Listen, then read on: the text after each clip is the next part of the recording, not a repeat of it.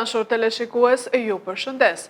Po takohemi në ditën e fundit të vitit 2025, duke ju uruar një vit 2026 me mundësi të reja dhe ditë me shpresë. Gjithashtu kryetarja e Bashkisë së Lushnjës, Eriselda Sefa, ka uruar qytetarët lushnjar për vitin e ri 2026. Drita e festës të na ndriçojë për një të ardhme më të mirë për Lushnjën, tha ajo. Kryetarja e Bashkisë Eriselda Sefa uron qytetarët për vitin e ri 2026. Le të ndriçojmë më shumë nga drita e festës që të vazhdojmë të ndërtojmë në 2026-ën, ura mirëkuptimi dhe bashkëpunimi për një të ardhme më të mirë për Lushnjën dhe qytetarët, tha kryetarja. Të dashur bashkëqytetar, fundviti është një kohë festash dhe bilancesh për çdo nga ne në çdo fushë ku angazhohemi profesionalisht. Reflektimi mbi çka kemi bërë dhe çka duhet të kishim bërë më shumë është sidoqoftë një anë e medaljes. Më e rëndësishme se kaq, në ditë të tilla festive është të qenurit të bashkuar në solidaritet për më të pamundurit, për familjet me nevoja ekonomike, për gjyshrit e pensionistët e vetmuar dhe për çdo që ka nevojë të ndriçohet më shumë nga dritat e festave. Nëse ka një element që ne si lushnjarë e myzeqar na diferencon pozitivisht, është urtësia, mikpritja dhe bashkëjetesa përtej të qenurit vendas apo i ardhur.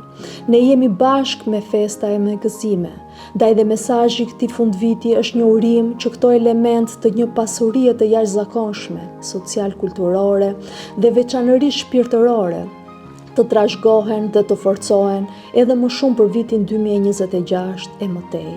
Shpresoj që çdo sfidë apo vështirësi që keni kaluar gjatë këtij viti t'ju ketë bërë edhe më të fortë e po ashtu të jetë për ju një moment i rëndësishëm ringritje dhe gatishmërie për të luftuar me pasion për çdo gjë që dëshironi.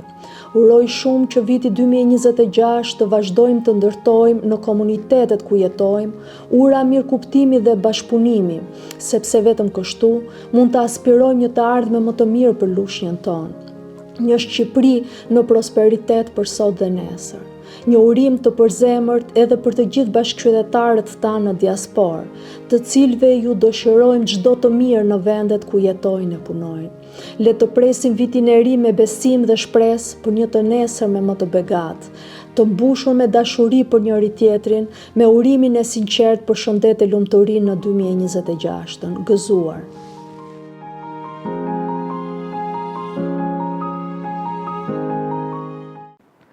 Qytetarët lushnjar urojnë për një vit sa më të mbar në 2026-ën dhe reflektojnë për 2025-ën, për problemet që janë përballur si çmimet e larta të ilaçeve dhe produkteve bazë. Edhe pak orë në ndajnë nga festimi i vitit të ri 2026. Me kamerën tonë kemi marrë urime nga qytetarët për një vit më të mbar në 2026-ën, por edhe reflektime për vitin e ri 2025 që po lëm pas. Për disa prej tyre, viti 2025 ka qenë një vit i vështirë, pasi po përballen me rritjen e vazhdueshme të çmimeve, të ilaçeve dhe produkteve bazë, duke bërë kështu situatën edhe më të papërballueshme. Por për qytetarët e tjerë, 2025 ka qenë një vit i mirë. Pak i vështirë, po besoj se do mbarojmë me këto ditë, kështu që të shohim për 2026. Çfarë prisni nga 2026? Se di sepse është situatë goxha e vështirë, kështu që të shohim se do vej. Një urim për shqiptarët. Ju uroj të gjithë gëzuar e një vit sa më i mbar. Për familjen time dhe për mua personalisht ka qenë një vit i mbar.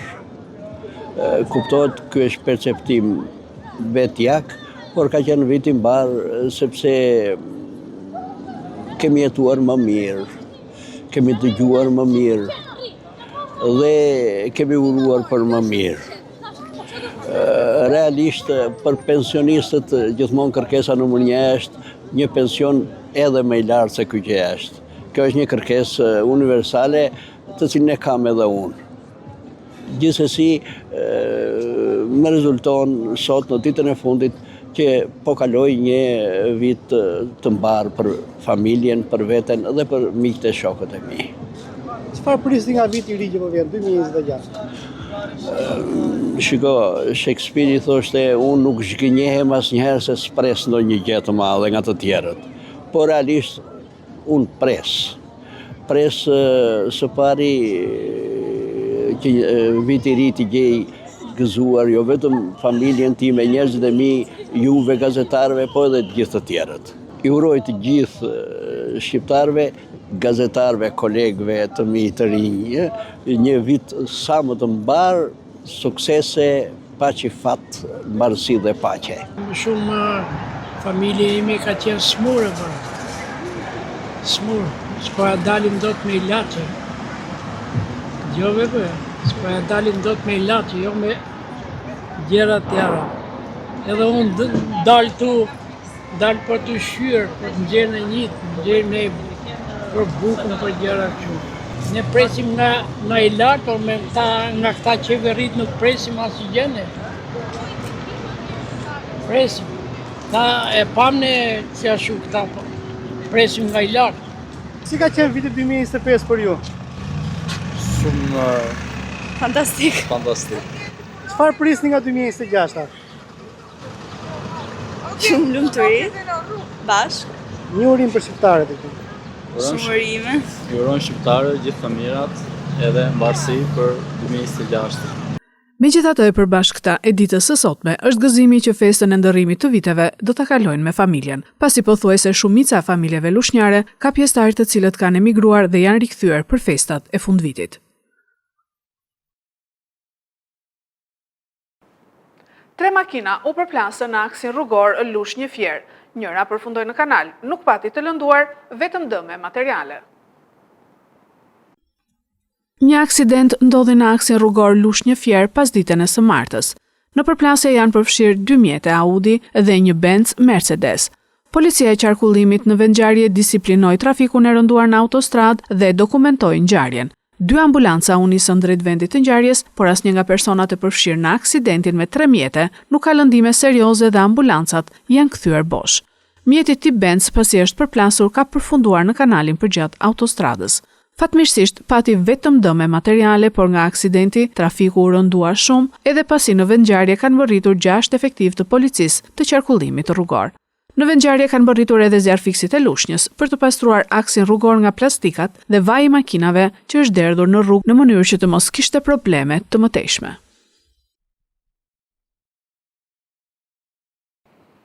Policia e Lushnjës, Fierit dhe Divjakës ka proceduar disa shtetas për vepra të ndryshme penale si drejtim automjeti pa leje, kanosje, mashtrime, posedim i lëndëve narkotike dhe kontraband fishek zjarresh.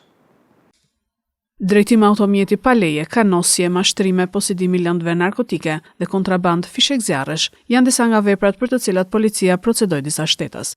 Specialistët e qarkullimit rrugor të DVP Fier referuan materialet në prokurori, ku nisi procedimi penal për shtetasit AS, 21 vjeç, banues në Lushnjë pasi drejtonte automjetin pa leje drejtimi. Specialistët për hetimin e krimeve të komisariatit të policisë Divjak referuan materialet në prokurori, ku nisi procedimi penal për shtetasin NH, 47 vjeç, banues në fshatin Çerm Shkumbin, pasi ka kanosur nëpërmjet celularit një 57 vjeçar për motive të dobta. Gjithashtu në komisariatin e policisë Lushnjë është paraqitur shtetasi RM, 47 vjeç, i cili ka kallëzuar se shtetasi JS, 33 vjeç, aktualisht në paraburgim në JVP Fier, i ka marrë një automjet duke e mashtruar se do t'ja blinte. Po punohet për gjetjen e automjetit dhe për dokumentimin e rrethanave të rastit. Specialistët për hetimin e narkotikëve të DVP Fier referuan materialet në prokurori, ku nisi procedimi penal për shtetasin VM, 26 vjeç, banues në Fier pasi gjatë kontrollit fizik, shërbimet e policisë i gjetën dhe sekuestruan një sasi të vogël lëndë të dyshuar narkotike kanabis. Specialistët për hetimin e krimeve ekonomike të DVP Fier referuan materialet në prokurori, ku nisi procedimi penal për shtetasit FK, 43 vjeçe, RM, 62 vjeçe dhe EH, 21 vjeç, të 3 banues në Roskovec, pasi në dyqanet e tyre janë gjetur fishek zjarr, të cilët dyshohet se janë të kontrabanduar. Materialet procedurale ju referuan prokurorisë së Fierit për veprime të mëtejshme. Ministri i Drejtësisë, Besfort Lamallari, jep lajmin e mirë për mbi 13.000 familje pronarësh. Sipas tij, u miratua kompensimi dhe para do të kalojnë në llogari bankare që sot. Këtë vit e mbyllim me një lajm të mirë sipas Ministrit të Drejtësisë Besfort Lamallari, i cili në një video mesazh njofton se mbi 13.000 familje do të marrin kompensimin financiar për pronat e tyre nga Agjencia e Trajtimit të Pronave. Ai shpjegon se fondi prej rreth 1.4 miliard lek do të shkojnë në llogarit bankare të pronarëve sot dhe në ditët e ardhshme. Ky kompensim është pjesa e mbetur prej 30% që u takonte subjekteve për të shlyer plotësisht si pronar. Një tjetër lajm i mirë për të ndarë me ju sot, veçanërisht për shumë familje që përfitojnë sipas ligjit kompensimin financiar nga shteti për pronat e tyre. Donse shpesh u referohemi siç pronar, në fakt nga sot shteti shqiptar shlyen plotësisht dhe vën në vend përfundimisht të drejtën që u takon. Sapo miratuam listën me plot 3527 subjekte, të cilët kompensohen përfundimisht nga Agjencia e Trajtimit të Pronave, për pjesën e mbetur prej 30%. Me një fond për rreth 1.4 miliard lek, mbi 13.000 familje përfitojnë drejt për drejt nga buxheti i alokuar nga qeveria shqiptare. Ky nuk është thjesht dhe vetëm një akt financiar dhe as vetëm përmbushja e detyrës sonë funksionale, por diçka më tepër, është një akt drejtësie, është respekt për pronën, për ligjin dhe për qytetarin. Me këtë pagesë që do të marrin nga sot e në ditët në vijim, kompensimi për këto familje, sipas listës së publikuar në faqen zyrtare të ATP-s, quhet i kryer plotësisht dhe ne mbyllim kështu një kapitull të vjetër. Njëkohësisht, jemi të vendosur të vijojmë angazhimin ton të palëkundur për ta përmbyllur procesin e kompensimit ndaj të gjithë pronarëve. Kam kërkuar nga Agjencia e Trajtimit të Pronës të ecë sa më shpejt me këtë proces, me transparencë dhe në respekt rigoros të ligjit, duke përmbushur kështu detyrimin që ne kemi karshi pronarëve të tjerë dhe sigurisht si pjesë e angazhimit ton për standardet evropiane, për një shtet të së drejtës dhe për një të ardhme ku prona, ligji dhe liritë themelore janë të shenjta.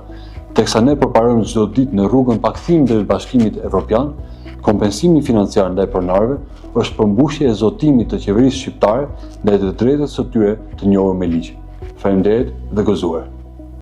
Një familje shqiptare prej 4 antarësh shpenzon rreth 19.000 deri 20.000 lekë të reja vetëm për përbërësit kryesor të darkës festive të vitit të ri, sipas një vlerësimi mesatar të tregut.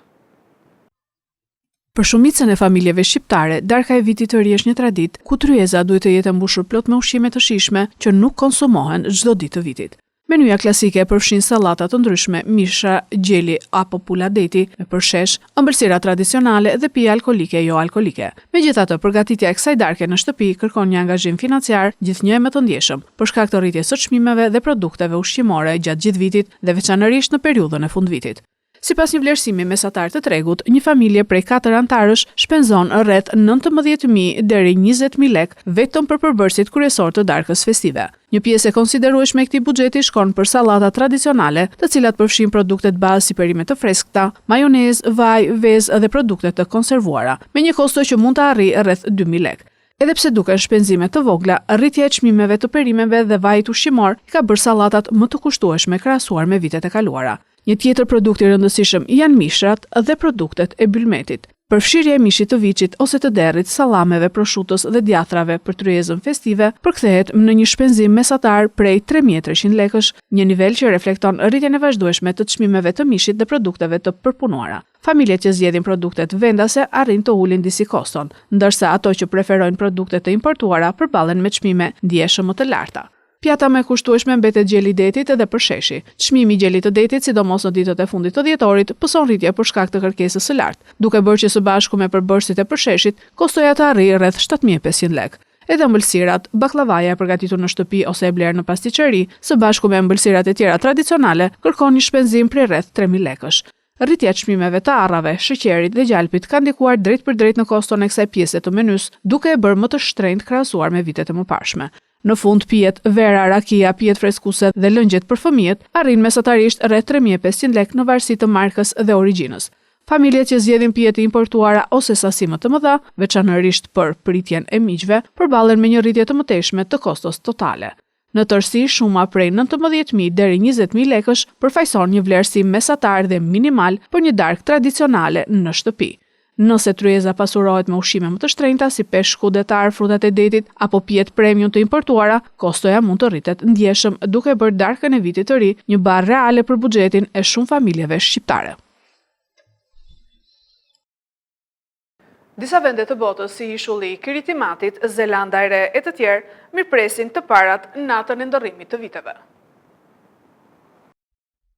Të gjithë jemi në pritje të ndërrimit të viteve, por disa vende të pajsorit janë të parat që e përjetojnë këtë ndërrim.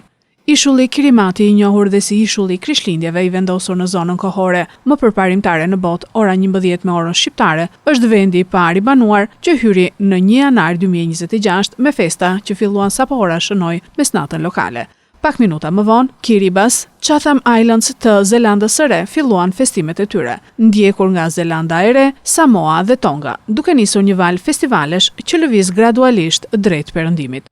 Në vende si Fiji dhe pjesë të Australisë Lindore, atmosfera e festës zakonisht kulmon me fishek zjarr dhe mbledhje familjare, ndërsa ora shënon mesnatën e parë për shumë prej qyteteve të mëdha në pajësor.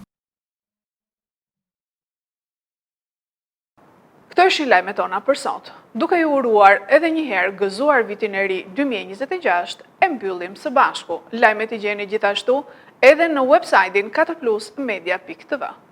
Mirupafshim.